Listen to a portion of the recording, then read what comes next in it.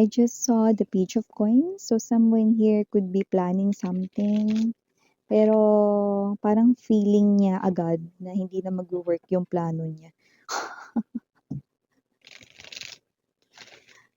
Parang negatron siya agad dun eh, 'no? So alamin natin kung sino ba yun at saka ano ba yung plano niya na yun. Kasi parang may energy rito na parang siya rin yung pumipigil sa sarili niya.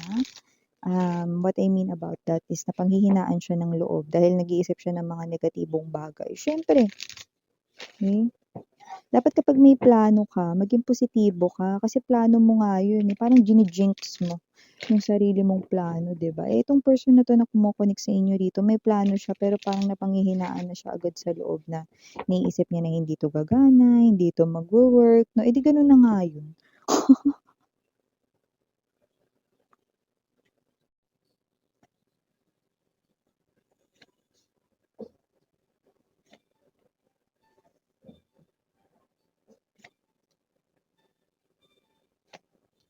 Okay.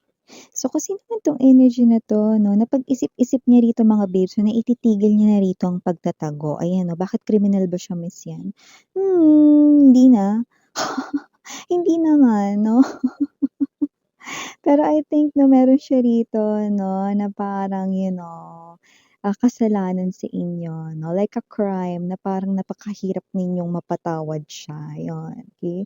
So I think yun yung parang, like a crime na malaking kasalanan ng tao na ito. Pero yeah, hindi ko naman nakikita na siya ay, someone here 'no, na murderer or whatsoever 'no, pero baka murderer ng heart, oh.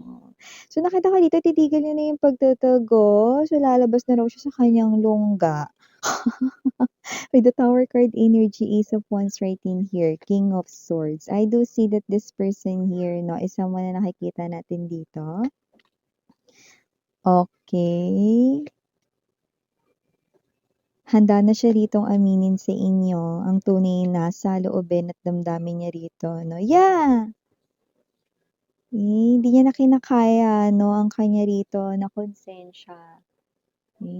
Nakita ko rito 'no, na itong tao na 'to 'no, ay hindi na kinakaya ang kanyang konsensya rito at with the Moon card energy, it gives me this kind of message 'no, na itong person na 'to 'no, ay nalulunod na siya sa pagkalumbay, pangungulila sa'yo. Ay, nakakaloka nga 'no. Hermit, para sa bottom of the deck, Ten of Swords. Sabi na nga ba, it's like a crime. Judgment energy, nasaktan niya ang inyong puso rito 'no, na to the point na parang, alam mo yon 'no, isa siya ritong, heartbreaker, 'yan. So, hi and hello there everyone, my name is Yan, welcome new subscribers to Training Eastern Buyers. Thank you sa inyong walang sawang love and support for me. At kung di niyo pa alam ang papuntang other channel, link down below sa ating description box. If interested, just click lamang yung link po dyan para mapunta po kayo dun at araw-araw nag-a-upload tayo ng collective readings for all signs there. And yes, at ang gender dito, haba, lalaki, LGBT, lahat ay welcome. Pwede rin pong i-switch ang mga roles dahil possible talaga magkapalit-palit kasi general reading po ito. At the end of the day, lahat ay may free will na free mong gamitin anytime, anywhere. And yun nga mga babes, wala na po tayo ditong time period, timeless tayo dito, pwede nangyari na. Sa iba nangyayari na po, sa iba ay mangyayari pa lang, kaya naman, just take only what resonates. But here, nakikita ko rito 'no, na ito yung klase ng energy dito na talaga naman 'no, na yun, okey. Siya dito ay hindi na rito magtatago, lalabas na siya rito, titigilan niya na rito yung pagtatago 'no, dahil parang feeling niya wala rin naman talaga rito siyang mapapala kung siya ay magtatago 'no. Pero yun nga 'no, medyo mabagal with the Knight of Pentacles energy ang usad niya rito 'no. Pero okey na yun 'no, kasi hindi siya kumikilos, 'di ba? Kasi nakikita natin dito that whoever this energy is 'no, this person here malaki yung kasalanan niya sa'yo to the point na parang yun yung lumalabas na crime na nagawa niya rito sa life mo. Itong tao na 'to 'no ay, inuusig na ng kanyang konsensya at kinakain na rin siya rito, yan nilalamon na siya rito ng pangungulila at pagkalumbay, pangungulila 'no, sa iyo.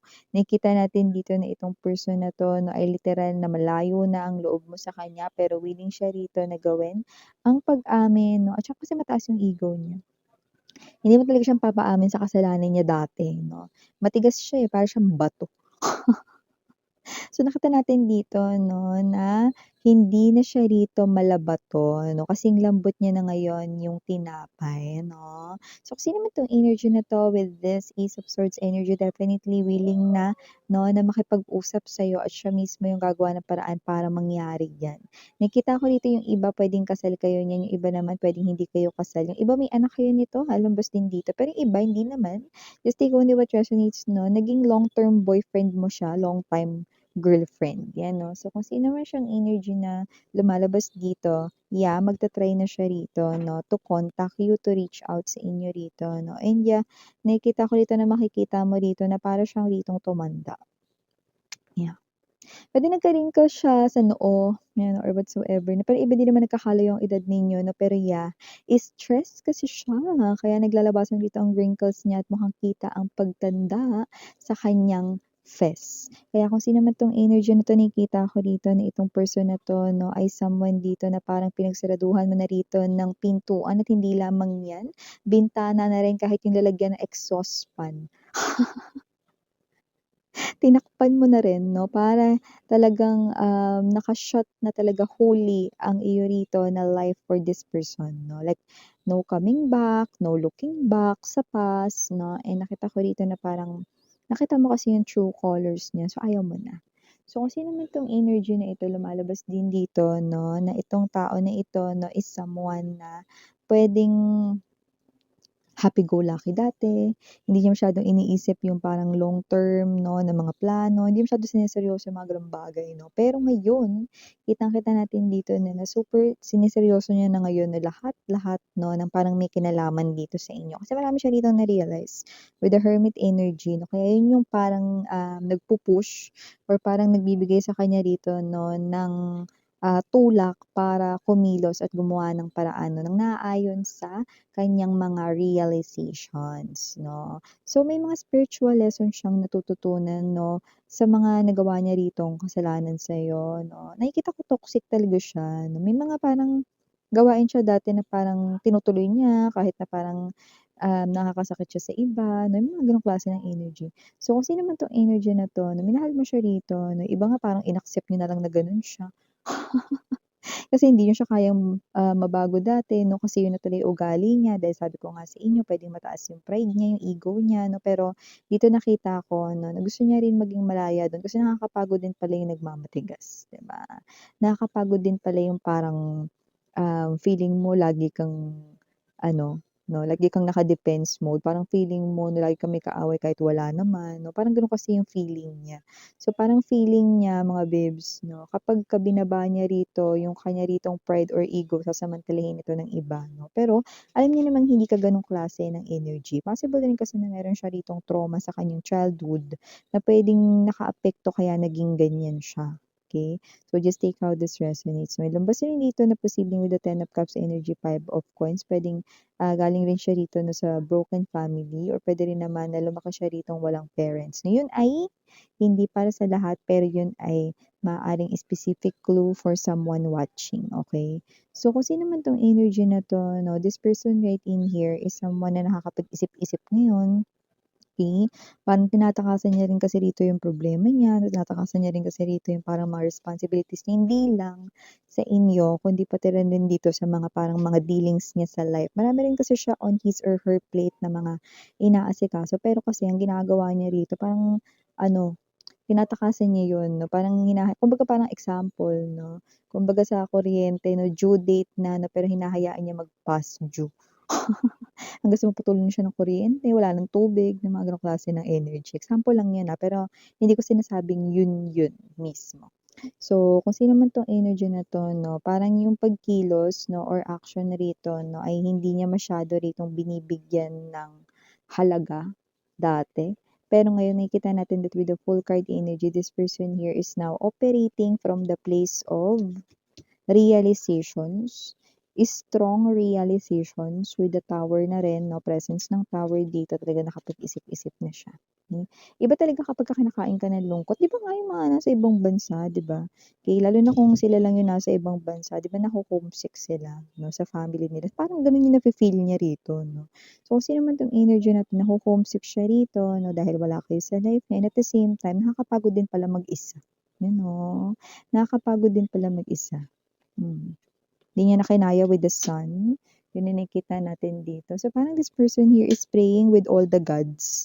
Sun, moon energy. Na parang tinatawag niya na dito lahat ng santo. Wala tayo ditong relihiyon na. Okay? I respect each and everyone's religion. Pero tinatawag niya na dito lahat ng santo, lahat ng parang mga Diyos, no, Buddha, God, universe, yan, Allah, no. So, name it. Okay, parang siya ito 'no, na parang kahit hindi niya relihiyon 'no, kung ano yung tawag dun sa Diyos na yun, yun na rin yung tinatawag niya rito 'no. Kasi itong person na 'to with the sun and the moon 'no, feeling niya wala na talaga rito 'no, na parang way para, mapabago niya pa yung isip niya, 'yan. Okay, so parang nakikita natin dito, isa rin siguro 'to sa dahilan kung bakit ang bagal niya. Isipin mo may kabayo na naglakad pa. Ayun. May kabayo anong ginagawa ng kabayo dun, naglakad siya wala pa siyang ano, sapin sa paa, 'di ba? Nakayapak pa siya diyan. So, kasi naman 'tong energy na 'to nakita ko 'no, na mabagal yung kanyang paglapit sa inyo kasi iyang-hiya siya rito 'no. Kasi kung sino man 'tong energy na 'to with the Judgment card energy, hindi talaga rito, wala lang yung mga nare-realize niya, talagang tinatamaan siya ng mga realizations niya rito. And with the Ten of Swords energy, I do pick up na naglo-look back siya more likely sa past. At itong mga nakaraang buwan, itong mga nakaraang, taon 'no, is nakikita ko rito na parang nagpupumiglas pa siya, hindi niya iniisip 'yan masyado, pero ngayon nakikita ko dito, mas lalong nagre-resurface. Eh, 'di ba nga kakatapos lang ng Mercury retrograde phase, 'di ba? So, mas lalo, okey. So, kahit na sabi ko nga sa inyo, kahit na matigas yung ego, mataas ang pride 'no, eh, nakikita natin dito wala talagang makakalampas sa Mercury retrograde kahit siya. Kaya nga sabi ko sa inyo itong matigas na puso ng taong ito ni kasing lambot na ng tinapay ngayon, 'di ba? So kung sino man 'tong energy na ito lumalabas dito na maaaring this is too good to be true, maaaring di kayo makapaniwala rito kasi alam ninyo kung paano siya rito.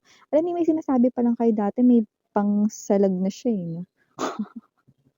Parang lagi siyang palabarn, eh, 'no, akala mo laging may away, eh.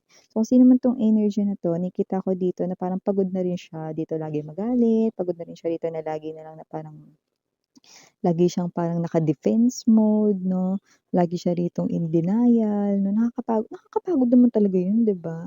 Kasi 'yun ang mga negative emotions and feelings, 'yun yung mga nagba-block sa mga positive emotions kagaya ng happiness.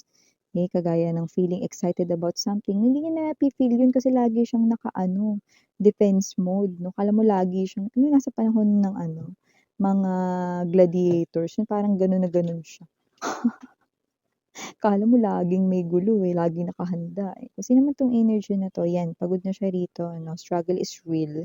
So, nakikita ko na ready na siya rito na aminin sa inyo lahat rito and kung meron man kayong mga anak rito, ready na talaga siyang buuhin 'no, ang family ninyo ulit. At yung iba naman 'no, yung long term or yung long time girlfriend, boyfriend niyo man ito na nakikita ko dito na willing na siya rito 'no, na as in i-take ang inyong connection to the next level like marriage. Okay, is what this person here is offering you or what is about to offer sa'yo. Definitely marriage is on the line. At kung ito naman ay asawa mo na talaga, I do pick up to this person here. Gusto niyang buuhin ang inyong family. LGBTQs, of course, welcome din kayo. Gusto niya kayo makasama dito sa forever. So definitely, yung mga big realizations dito, yan o. Parang kidlat na tumama sa kanya. Yan o. So nakita natin dito na talagang ito yung mga nagpagising sa ikaw kaya tamaan ng kidlat. Pagka ano nga lang, eh, tumunog nga lang yung kidlat 'di ba, nagugulat ka na, eh, tapos yun, bigla kang nagtatago sa kung saan, na mesa, sa sulok 'di ba? So itong klase ng realizations na tumama sa inyo ritong past lover or ex-person ay talaga naman nagkaroon ng malaking impact sa kanya, yun. So, for the initials right in here, yes, we do have kaya mapapadala ito ng messages kaya talagang nilinaw ko with S yun 'no, kasi nakikita ko dito hindi lang isa papadala niyan sa inyo. I'm not seeing a very short message na possible na yan ay, paragraph talaga 'no, parang libro. So, yeah, for the initials, yes, we do have capital letter K, M, T, and for the rest of the letters, we've got E, I, We also have here HG, DS, and last but not the least, we've got R. So yeah, these are all the messages I've got right here for you, sweethearts. Again, I'm Yuriana on Sarang Yellow Light. And